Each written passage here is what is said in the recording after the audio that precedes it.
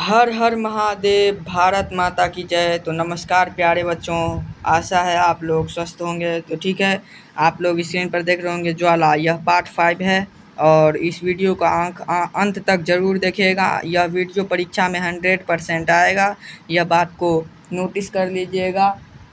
और यह इस चैप्टर का पार्ट 5 है और इस चैप्टर का नाम है दहन और ज्वाला, अध्याय 4 पार्ट 5।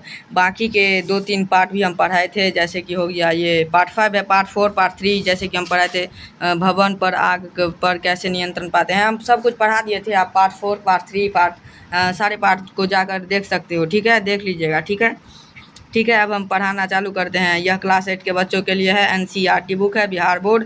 ठीक है, अब हम पढ़ाना चालू करते हैं। नमस्कार, सुनिए। अब LPG ज्वाला का परीक्षण करिए। LPG जब ही हुआ ना, LPG हो गया क्या, लिक्विफाइड पेट्रोलियम गैस, जो हमारे घरों में खाना जिससे बनता है, सिलेंडर जिससे मिलता है, वही LPG हुआ। LPG सिलेंडर से ही हम लोग खाना खा पाते हैं। ठीक है, खाना बनता है उसी से।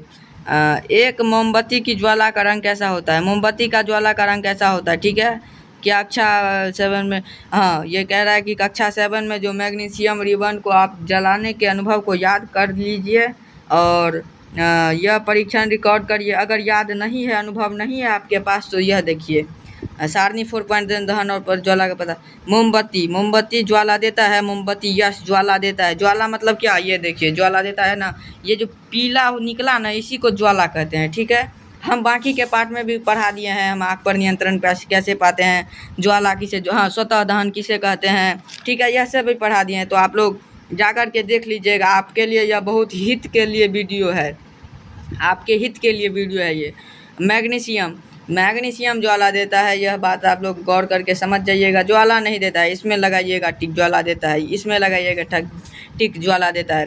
कपूर भी ज्वाला देता है। कपूर आप आरती में जलाते होंगे तो आप लोग देखते होंगे, कपूर भी ज्वाला देता है, तो इसमें भी ज्वाला का टिक लगा दे। मिट्टी के तेल वाला लाफ स्टोव, यह भी ज्वाला देता है। ठीक है, लकड़ी का कोयला, यह भी ज्वाला देता है। ठीक है, अब हम आगे बढ़ते हैं।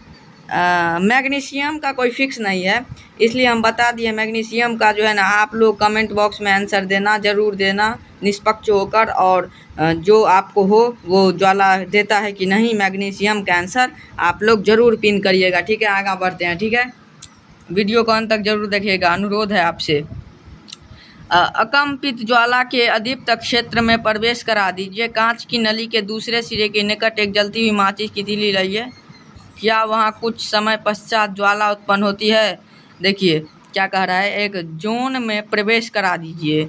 अकमित ज्वाला को एक जोन में प्रवेश करा दीजिए और कांच की नली के दूसरे सिरे के निकट में एक जलती हुई जला हुआ माचिस की तीली लाइए। ठीक है, क्या आपको उस समय कुछ समय पश्चात वहाँ उत्पन्न, यदि ऐसा है तो वह क्या है जो ज्वाला उत्पन्न करता है? ध्यान दीजिए कि गर्म बत्ती के पास का मोम जल्द पिघल जाता है। ठीक है, चित्र 4.1 आप देख सकते हो गौर करके। ठीक है, हम डीपली पढ़ाते हैं और अपने हिसाब से पढ़ाते हैं। ठीक है, देख सकते हो आप, चित्र 4.12 देख सकते हो, चित्र 4.11 देख सकते हो, चित्र 4.112 देख सकते हो। ठीक है, आप लोग समझ जाइएगा क्या इसमें बात है। इसमें बात हम बता देते हैं। देखो, इसमें जो है आग के आगे जो रखा है, उसमें जो है ना आग निकल गया है, पिघला दिया है। देखो, इसमें पिघला दिया है, और इसमें जो यह तिल्ली, कांच की तिल्ली में लगाया है, यह पिघला दिया। ठीक है, देख सकते हो, आप लोग समझ सकते हो। आगे बढ़ते हैं, फिर है, आगे बढ़ते हैं फिर। चलो, कांच की फ्लेड स्लाइड पर एक गोल अकाला वलय बन गया है। यह ज्वाला के दीप्त क्षेत्र में उपस्थित बिना जले कार्बन कणों के जमाव को देखो, कांच की एक प्लेट स्लाइड पर एक गोल काला वलय बन गया है। देखो, गोल काला वलय बन गया है। यह आकृति 4.12 के ही बारे में बता रहा है, तो इसको हम ड्रॉप करते हैं, आगे बढ़ते हैं। ठीक है, दहन के समय जो पदार्थ वसनित होते हैं वे ज्वाला का निर्माण करते हैं।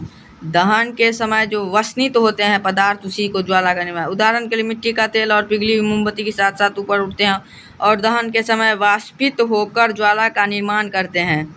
इसके विपरीत लकड़ी का कोयला वाष्पित नहीं होता और कोई ज्वाला नहीं देता। क्रियाकलाप 4.5 में क्या कांच की नली में बाहर निकले वाला मोम का वाष्य क्या ज्वाला उत्पन्न होने का कारण हो सकता है? चित्र 4.5 में, चित्र 4.5 में हाँ हाँ हो सकता है, हो सकता है, ठीक है। जब मोमबत्ती की ज्वाला स्थिर हो तो ज्वाला के दीप्त क्षेत्र में एक स्वच्छ कांच की फ्लैट स्लाइड, या इसी के बारे में बता रहा है चित्र 4.10, इसी सब के बारे में। चित्र 4.10 को भी आप लोग ध्यान करके देख लीजिएगा, इसको दिखाना भूल गए, ठीक है। इसको भी देख लीजिएगा, इसको भी देख लीजिएगा, समझ जाइएगा, ठीक है। और इसको भी, यह क्लास 8 के बच्चों के लिए बहुत महत्वपूर्ण टॉपिक है, एनसीईआरटी से जो है उसके लिए तो है ही खास करके। अब आप लोग एक महत्वपूर्ण चीज़ पर हैं जो इसी पार्ट में आप लोगों को दिखाई में आ जाएगा। वह क्या है? तो मोमबत्ती का मानचित्र में कहाँ गर्म महसूस होता है, कहाँ ठंडा महसूस होता है। नहीं, थोड़ा नहीं, ठंडा तो कहीं महसूस नहीं होगा। अब हम टॉपिक पे चलते हैं, ठीक है। मोमबत्ती की ज्वाला के विभिन्न क्षेत्र, ठीक है। सबसे गर्म भाग, सबसे ऊपर में जो है यही गर्म भाग है। पूर्ण दहन का बाह्य क्षेत्र नीला, कम गर्म। सबसे नीचा में जो जाइएगा कम गर्म लगेगा, और सबसे कम गर्म तो जो मोमबत्ती का वो होता है, उसके बाद जो होता है सबसे कम गर्म। और आंशिक दहन वाला मध्य भाग, यहाँ है आंशिक दहन वाला मध्य भाग, पीला, यह पीला होता है। मोमबत्ती, यह मोमबत्ती है। बिना जली मोमबत्ती का सबसे आंतरिक क्षेत्र काला, देखो यहाँ यह कभी नहीं जलता है, ठीक है। मोमबत्ती की ज्वाला के विभिन्न क्षेत्र। अब हम अपने मुंह से तो सही बताइए दिया, आप लोग भी एक बार गौर करके देख लीजिएगा और समझ जाइएगा। एक बार हम 5-10 सेकंड के लिए स्क्रीन पर दिखाते हैं, समझ जाइएगा, पढ़ लीजिएगा, ठीक है। आशा है आप लोग समझ गए होंगे। तो आगे बढ़ते हैं। यह क्लास 8 के विद्यार्थियों के लिए बहुत महत्वपूर्ण है, इसको आप लोगों को समझना बहुत ही अत्यंत आवश्यक है, ठीक है। आगे बढ़ते हैं, समझ गए होंगे। फूंकते हैं, वे ज्वाला के सबसे बाहरी एक क्षेत्र का उपयोग करते हैं। देखो यहाँ पर फूंकते हैं, यह हम समझ नहीं पाए। धातु की फूंकने से, फूंकता सनार जो फूंकता है धातु को फूंकने से। ये देखिए ईंधन क्या है, यह एक बहुत ही महत्वपूर्ण टॉपिक है। इसको छोड़कर कोई भी विद्यार्थी वीडियो को अंत तक देखे बिना मत जाना, और यह कॉन्सेप्ट को तो छोड़कर मत ही जाना। यह इस चैप्टर का बहुत ही महत्वपूर्ण टॉपिक है, ठीक है।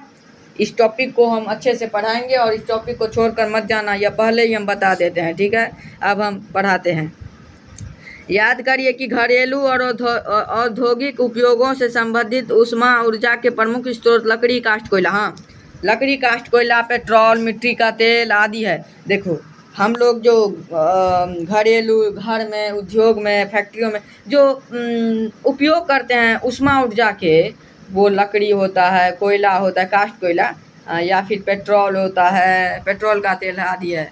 ये ही पदार्थ ईंधन कहलाते हैं। आप लोग कमेंट बॉक्स में यह अत्यंत आवश्यक, ईंधन किसे कहते हैं, इसका आंसर दिए बिना मत जाइएगा। इसके लिए मैं अत्यंत अनुरोध करता हूँ कि आप लोग इसका आंसर दिए बिना मत जाइएगा। ईंधन किसे कहते हैं? ईंधन हम उसको कहेंगे जिसका उपयोग हम घरेलू और औद्योगिक काम करने के लिए, उपयोग में लाने के लिए हेतु, और लकड़ी, काष्ठ, कोयला का जो हम उपयोग करते हैं, मिट्टी का तेल और हो गया पेट्रोल, इस सब का जो हम उपयोग करते हैं, उसी को ईंधन कहलाता है, ठीक है। समझ जाइएगा, उसी को हम लोग ईंधन कहते हैं। ईंधन एक बहुत ही महत्वपूर्ण टॉपिक था जो आप लोग अच्छे से समझ गए होंगे, आशा करते हैं। फिर आगे बढ़ते हैं। ईंधनों के प्रारूप, सारणी 4.3 में आप लोग देख सकते हैं। देखो कोयला, ठोस ईंधन में हो गया कोयला, द्रव ईंधन में हो गया मिट्टी का तेल, गैसीय ईंधन में हो गया प्राकृतिक गैस, ठीक है। समझ गए क्रम संख्या।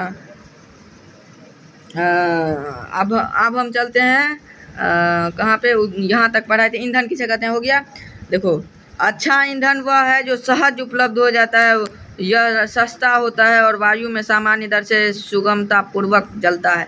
देखो हम अच्छा ईंधन उसे कहेंगे जो ईंधन महंगा ना हो, सहज हो और वायु में सुगमता पूर्वक जलता हो, ठीक है। जैसे हो गया सीएनजी वायु में सरलता पूर्वक जलता है, सुगमता पूर्वक जलता है, और वो उतना महंगा तो होता है लेकिन वो ही एक मुझे लगता है कि अच्छा है। और ये हो गया, क्या हो गया, मिट्टी का तेल हो गया एक, वो भी सरलता पूर्वक जल जाता है।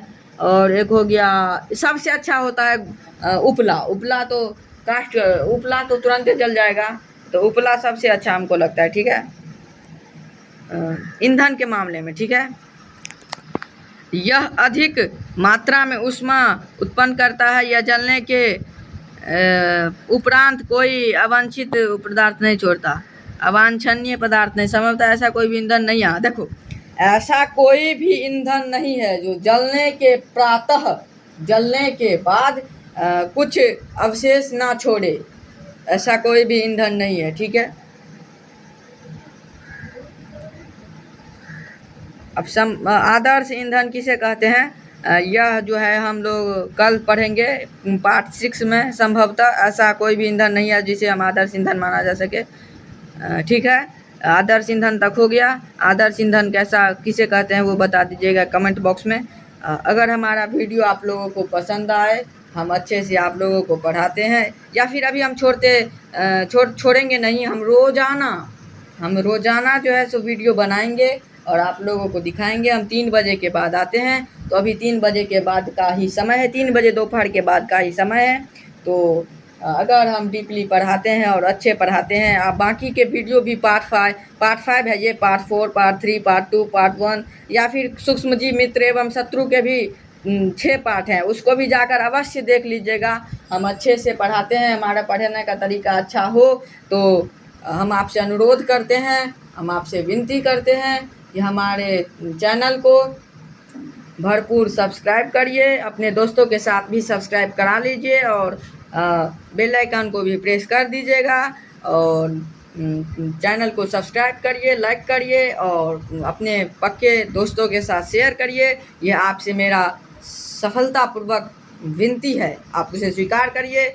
अगर मेरा कंटेंट अच्छा है, आप लोग समझते हैं, तो मिलते हैं कल की वीडियो में 3 बजे के बाद। तब तक के लिए बाय।